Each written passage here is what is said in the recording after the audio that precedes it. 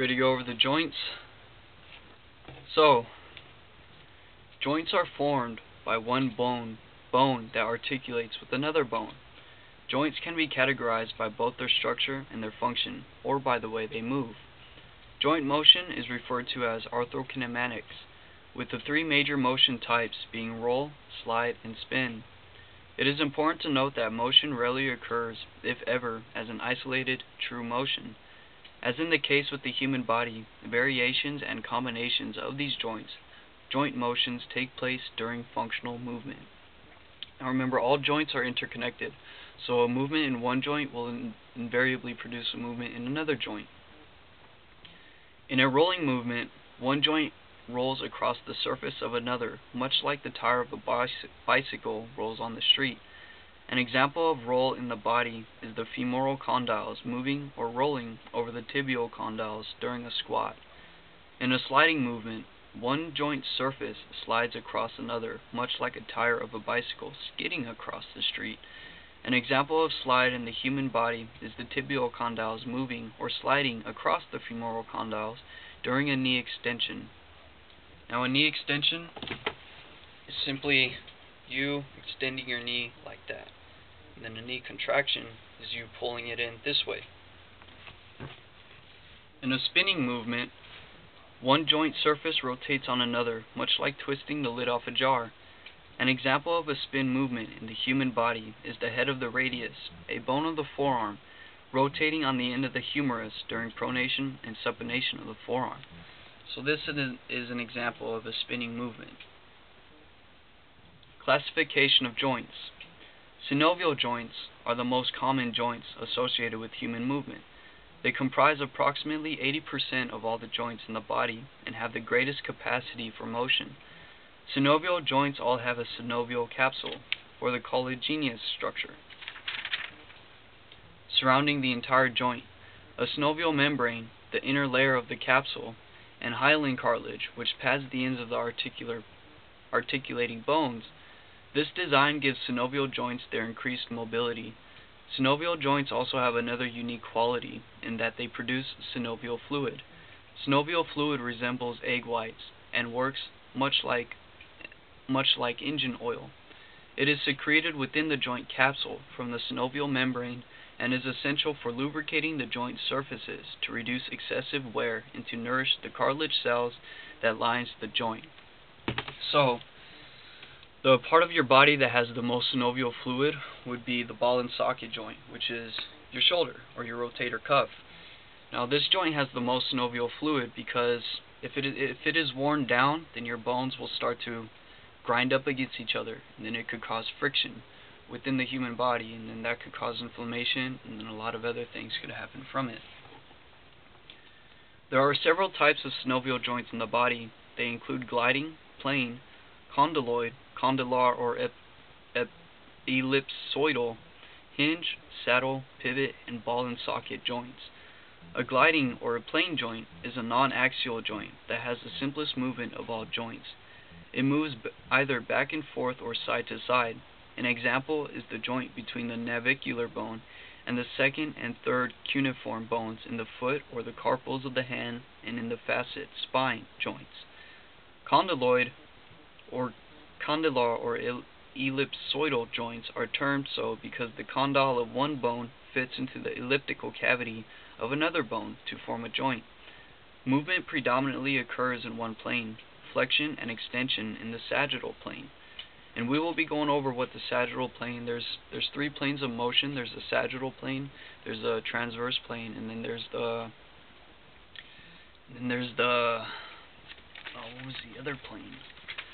Hold on, you guys, I have to find out what this other plane is. I don't know how did I forget? I want to say it's the frontal plane.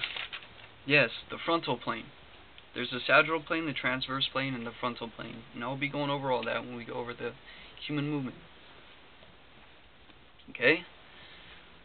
So, where was I?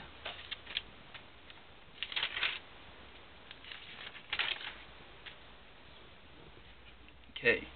With minimal movement in the others, rotation in the transverse plane, adduction and abduction in the frontal plane. Now, abduction is movement towards the body, and adduction is movement away from the body. The hinge joint.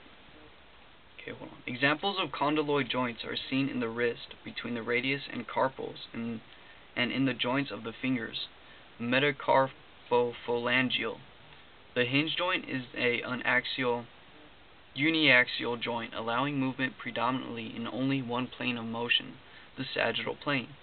Joints such as the elbow, interphalangeal, or the toe, and ankle are considered hinge joints. The saddle joint is named after its appearance. One bone looks like a saddle with an articulating bone straddling it like a rider. This joint is only found in the carpometacarpal joint in the thumb. It allows movement predominantly in two planes of motion, flexion and extension in the sagittal plane, adduction and abduction in the frontal plane, with some rotation to produce circumduction, circular motion. So the only saddle joint in your body is your thumb, for it could move, it could rotate, it could move back and forth. Pivot joints allow movement in predominantly one plane of motion, rotation, pronation, and supination in the transverse plane. These joints are found in the atlantoaxial joint at the base of the skull, or the top of the spine, and the proximal radial ulnar joint at the elbow. Ball and socket joints are the most mobile of the joints. They allow movement in all three planes.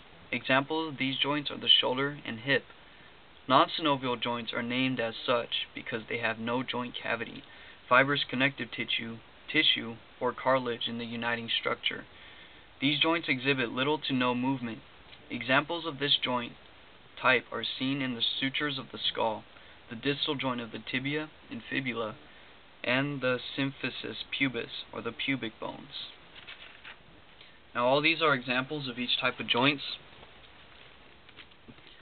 Right here is an example of a rolling joint, and then here is an example of a sliding joint. Right here, the spinning joint. Remember how the subpronation and supination of the forearm, and then the gliding joint, the carpals, spinning joint, the phalanges and the metacarpals, and then, the spinning joint is this one. This one is the condyloid joints, and then this one is the hinge joint.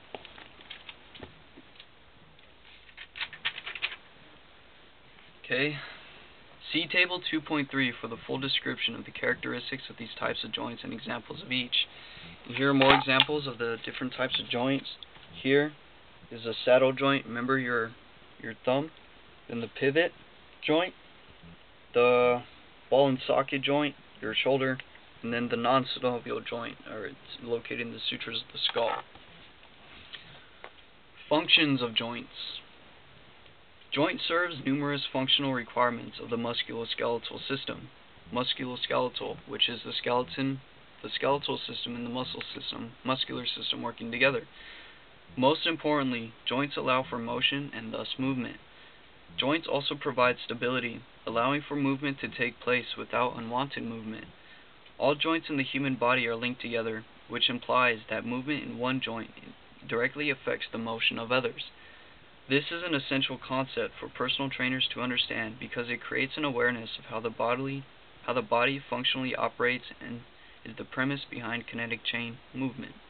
Now, I'm only going over bones, the nervous system, the muscles. I'm going to go over nutrition. I'm not going to be going over any training. I will be going over the importance of training, but I'm not going to be going over how to train because that wouldn't be fair for any of the personal trainers out there. Now, the concept of kinetic chain movement is easy to demonstrate. First, start by standing with both feet firmly on the ground, and then roll your feet inward and outward. Notice what your knees and hips are doing. Next, keep your feet stationary and rotate your hips. Notice what your knees and feet are doing. Moving one of these joints will inevitably move the others.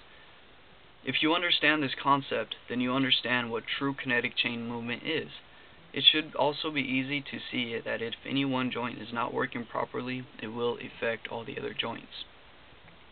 So, I will be reading the Table 2.3 to you, the types of joints. This is pretty much a summary of going over all these that we just read. So, non-synovial joints have no joint cavity and fibrous connective tissue, and they have little to no movement. An example of this is the suture of the skull. Synovial joints produce synovial fluid and has a joint cavity and fibrous connective tissue. An example of this would be the knee. Then there's the gliding joint. Gliding joints have no axis of rotation, moves by sliding side to side or back and forth. Now, an example of a gliding joint are the carpals of the hand. Now remember, the carpals are located right here.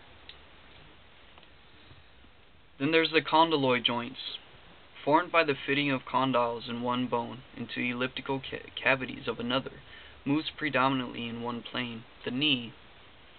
Then there's the hinge joint, or the uniaxial, moves predominantly in one plane of motion, the sagittal plane. An example of the hinge joint is the elbow. Then there's a saddle joint. One bone fits like a saddle on another bone, moves predominantly in two planes, the sagittal plane and joint of thumb frontal plane. Only the carpometacarpal, which is the thumb. Then there's the pivot joints. Only one axis moves predominantly in one plane of motion, the transverse plane. And then an example of this is the radial ulnar. And then you have the ball and socket joint, which most mobile of the joints, moves in all three planes of motion. An example of this is your shoulder. Okay, I'm going to go ahead and end that right here.